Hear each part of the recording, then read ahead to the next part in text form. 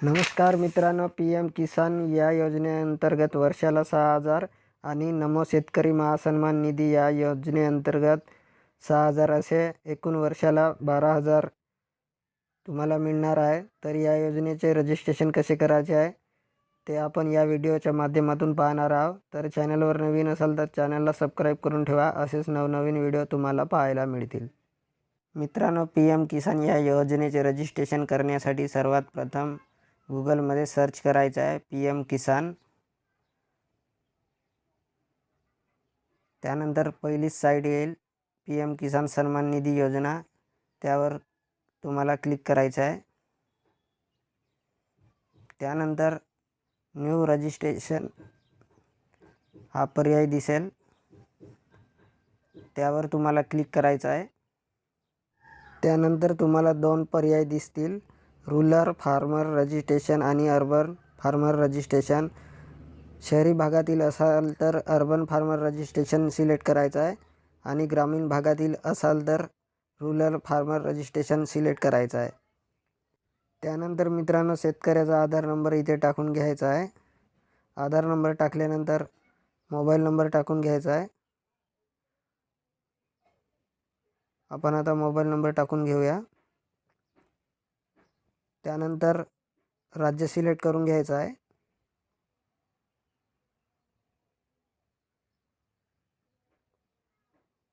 त्यानंतर कॅप्चा जसा आहे तसा इथे टाकून घ्यायचा आहे आणि गेट OTP या बटनावर क्लिक करायचं आहे. मोबाईलवर OTP येईल. OTP आल्यानंतर इथे OTP टाकून घ्यायची आहे. OTP टाकल्यानंतर कॅप्चा जसा आहे तसा टाकून घ्यायचा आहे. त्यानंतर सबमिट या बटनावर क्लिक करायचं आहे. त्यानंतर तुमच्या आधार कार्डला जो मोबाईल नंबर लिंक असेल त्यावर OTP येईल. ती OTP इथे टाकून घ्यायची आहे.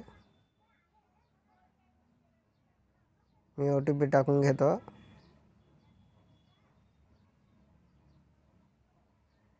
OTP टाकल्यानंतर कॅप्चा जसा आहे तसा टाकून घ्यायचा आहे.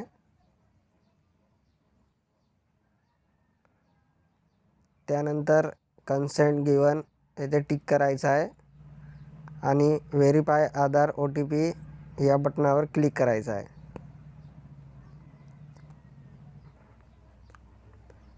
त्यानंतर मित्रांनो, तुमच्यासमोर नवीन पेज ओपन होईल.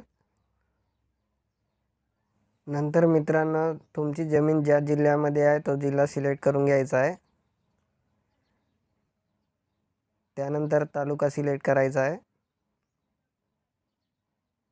तालुका सिलेक्ट केल्यानंतर ब्लॉक सिलेक्ट करायचा आहे आणि ज्या गावात जमीन आहे तो गाव सिलेक्ट करून घ्यायचा आहे.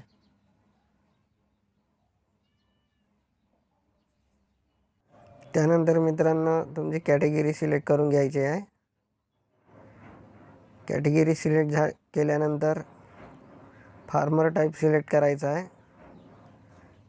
2 हेक्टरच्या आतमध्ये असेल तर स्मॉल सिलेक्ट करा. 2 हेक्टरपेक्षा जास्त असेल तर अदर सिलेक्ट करायचा आहे. त्यानंतर लँड रजिस्ट्रेशन ID टाकून घ्यायची आहे. लँड रजिस्ट्रेशन ID पाहू शकता 7/12मध्ये डाव्या कोपऱ्याला. ती ID इथे टाकून घ्यायची आहे.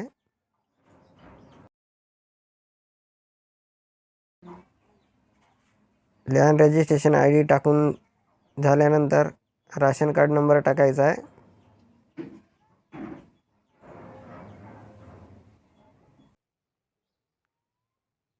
राशन कार्ड नंबर टाकल्यानंतर मित्रांनो, PM किसान मानधन योजना एक स्कीम आहे. त्यामध्ये तुम्हाला सहभागी व्हायचं असेल तर यस करा, अन्यथा नो करा. त्यानंतर ऑनरशिप लँड होल्डिंग 7/12मध्ये एकच नाव असेल तर सिंगल सिलेक्ट करायचं आहे. 7/12मध्ये एकापेक्षा जास्त नावे असेल तर जॉईंट सिलेक्ट करायचं आहे. त्यानंतर ॲड बटनावर क्लिक करायचं आहे. त्यानंतर सर्वे नंबर टाकून घ्यायचा आहे. नंतर डाक खासरा नंबर टाकायचा आहे. त्यानंतर एरिया इन हेक्टर सातबाऱ्यावर जेवढी जमीन असेल तेवढी इथे टाकून घ्यायचं आहे. नंतर मित्रांनो लँड ट्रान्सफर स्टेटस तुम्हाला सिलेक्ट करायचा आहे. तुम्हाला 2 पर्याय दिसत आहेत इथं, बिफोर 1/2/2019 आणि आफ्टर 1/2/2019. मित्रांनो लक्षात असू द्या, तुमच्या नावावर जमीन 1/2/2019 आधीच झाली पाहिजे, तरच तुम्ही पात्र असाल. त्यानंतर लँड ट्रान्सफर डिटेल सिलेक्ट करून घ्यायचे आहे की तुमच्या नावाने जमीन कशी या प्रकारे झालेली आहे. त्यानंतर तुमच्या नावानं जमीन कधी झाली ते डेट सिलेक्ट करून घ्यायची आहे. त्यानंतर मित्रांनो ॲड या बटनावर क्लिक करायचं आहे. नंतर मित्रांनो तुम्हाला डिजिटल 7/12 अपलोड करायचा आहे. तुमची डिटेल सेव्ह झालेली आहे, पाहू शकता. नंतर मित्रांनो तुम्हाला 7/12 अपलोड करायचा आहे. मित्रांनो 7/12 डिजिटल स्वरूपात अपलोड करायचा आहे. मॅक्झिमम साईज 200 KB आतमध्ये असायला पाहिजे. डिजिटल 7/12 डाउनलोड करून घ्या आणि अपलोड करायचा आहे. त्यानंतर सेव्ह या बटनावर क्लिक करायचं आहे. सेव्ह या बटनावर क्लिक केल्यानंतर तुमचं रजिस्ट्रेशन सक्सेसफुल होऊन जाईल.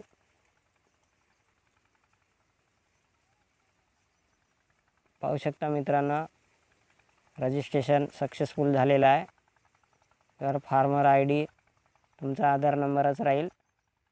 अशा प्रकारे रजिस्ट्रेशन करायचं होतं मित्रांनो. धन्यवाद मित्रांनो.